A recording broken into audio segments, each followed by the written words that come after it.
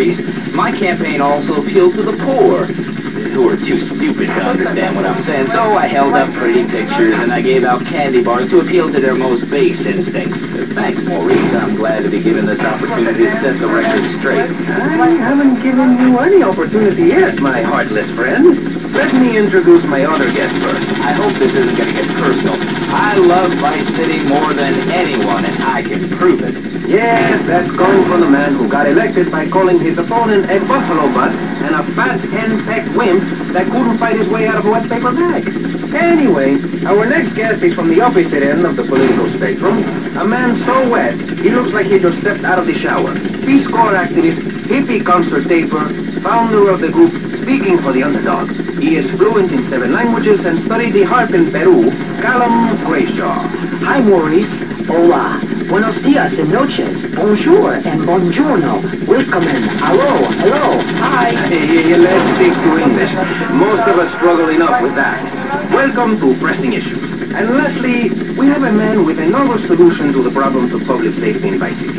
A solution so stupid, I cannot bring myself to explain it for him. Yet like breakdancing, he is sadly catching on. A man who appears on this fine show because our previous know-it-all panelist was carjacked and is now at home arming himself to the teeth.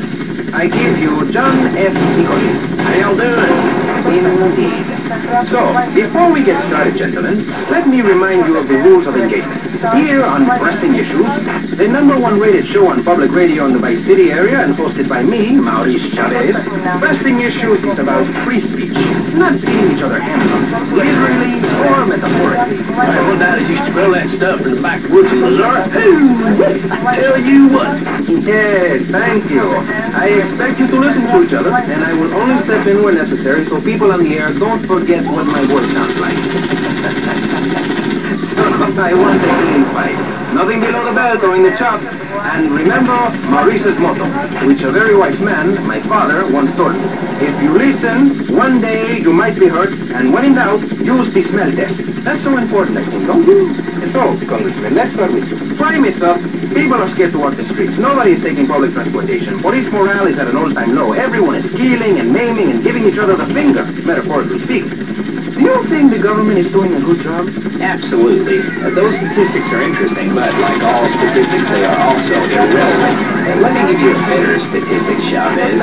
In 1980, when I was elected, you were, according to the intelligence gathered on you, a man with no mission. You worked as a clown at birthday parties, corporate functions, bar mitzvahs, and go-go bars. You, realizing that you were a hollow man that can only take on the personality of others, decided to become an actor. And despite going up for 17 auditions that year, you only got work as a fluffer in a sex ed video. Your tax returns show that you earn less than $2,000. Suffering from anxiety, you attended group therapy for a year and considered getting a sex change. An idiot liberal felt sorry for you, and now you host your own radio show, write a newspaper column, by birdcage. You got an ex-wife and an attractive girlfriend, although she's married to your best friend, and you're on top of the world. So answer me this. Did you really say that years of living under my administration have been bad for you? We are not talking about me. This is Pressing Issues, not Pressing Maurice. Yes, excuse me if I'm worried. Can we get to the part where we press the issue? You see, that's what's wrong with this city. Liberals just want to open the floodgates, let anyone in and make you, the ordinary, hard-working men and women, pay for the pleasure. Well, you have my permission to beat them with sticks. We won't prosecute. You're doing us all a favor. Free love, wig out, don't work, make love in the field, and listen to rock and roll or whatever you call it. Meanwhile, Grayshaw, I know your father. He's made a lot of money, which makes him a great person, but for every good conservative, they end up having some wacko commie kid just back from a vacation in the Orient who wants to share.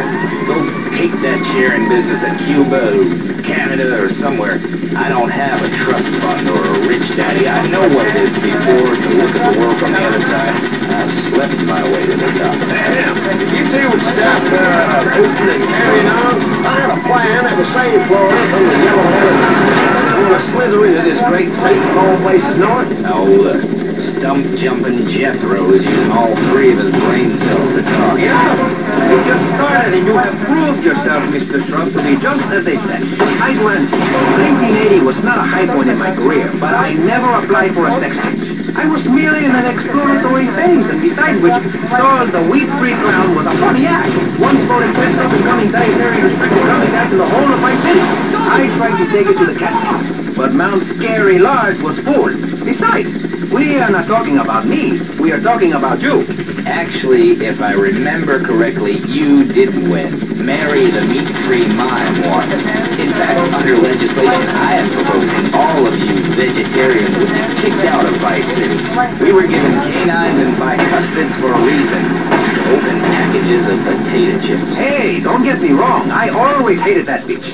What's funny about a woman not eating a hamburger? Or miming saving a chicken from the slaughterous home? Or for big act, I am a milk cow, a lactating machine for your breakfast cereal. How do you think the little kitty enjoyed that on his birthday? Not very much. There were tears, not laughter. I can assure you, vegetarian performance arts must be tough. Jumping, Joe's a fan of a pogo stick. You city slickers got more issues than a newsstand. Can we talk about public safety here? I ain't got all day. What? Is there a corn on the cob eating contest you have to get to? Get some chicklings and grits in the oven? You got a date with your sister, eh? Hey, be nice, man. I just want to talk a little politics, and you made it all personal. Right. Let's all stop bickering, especially you, Shrub. I've got my eye on you. Public confidence is at an all-time. Nobody feels safe anymore. Just the other night, I saw a man running amok with a gun, shouting he needed to defend himself. Gun sales are up. Book sales are down. What do you think, John F. Hickory? Please, press the issue. All right, that's fair. Sticking to the matter at hand. Well, it's quite simple, mister. Immigration is to blame. People are flooding into our state from all over America. Trash.